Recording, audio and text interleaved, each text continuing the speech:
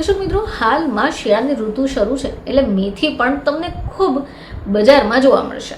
હવે આવામાં જો મેથીના થેપલા ખાવામાં મળી જાય તો ખૂબ મજા પડે. નમસ્કાર દર્શક મિત્રો, ખબર છે .com પરથી હું દ્રષ્ટિ આપ સૌનું સ્વાગત કરું છું. દર્શક મિત્રો, હાલમાં શિયાળાની ઋતુ શરૂ છે એટલે મેથી પણ તમને ખૂબ બજારમાં જોવા મળશે. હવે આવામાં જો મેથીના થેપલા ખાવામાં મળી જાય તો ખૂબ મજા પડે.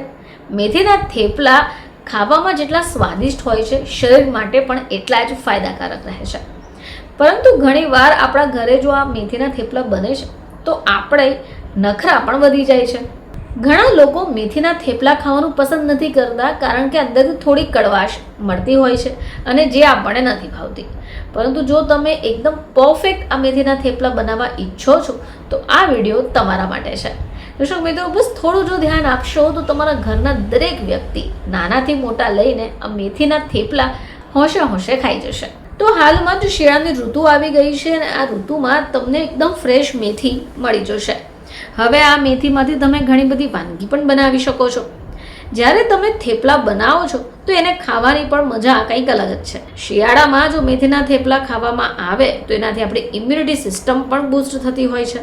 જો તમે પણ ટેસ્ટી મેથીના થેપલા બનાવવા ઈચ્છો છો તો તમારે અમુક વસ્તુઓ આ મેથીના થેપલાનો લોટ બાંધતી વખતે એડ કરવી જોઈએ. આનાથી શું થશે કે એનાથી ટેસ્ટ તો સુપર ટેસ્ટી બનશે જ અને ખાવાની પણ મજા આવશે. તો ચાલો જાણીએ કે એની સામગ્રીઓ શું હોઈ શકે.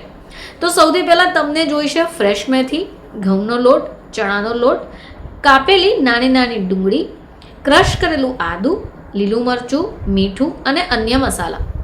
એની સાથે તમારે મલાઈ અને ઘીની પણ જરૂર પડશે. તો મેથીના થેપલા બનાવવા માટે સૌથી પહેલાં તમારે એક વાસણમાં ઘઉંનો લોટ લઈ લેવાનો છે. હવે આ જ લોટમાં તમારે બેસન, હિંગ, લાલ મરચું, ધાણા જીરું પાવડર, ગરમ મસાલો નાખીને મિક્સ કરી દેવાનું છે. હવે મેથી ખરીદી લઈને એને ઝીણી સમારી લો અને સારા પાણીથી ધોઈ કાઢો. ક્રશ કરેલું આદું, લીલા મરચાં અને મલાઈને લોટમાં મિક્સ કરી દો.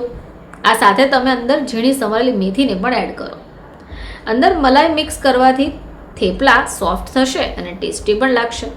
હવે તમારે અંદર ઘીનું મોણ નાખવાનું છે. આ બધી વસ્તુઓને મિક્સ કરી લો અને લોટ બાંધી દો. લોટ બંધાઈ જાય એટલે 15 થી 20 મિનિટ માટે એને રેસ્ટમાં મૂકો. હવે ગુલ્લા બનાવીને એને વણી કાઢો અને તવી ગરમ કરવા માટે મૂકી દો.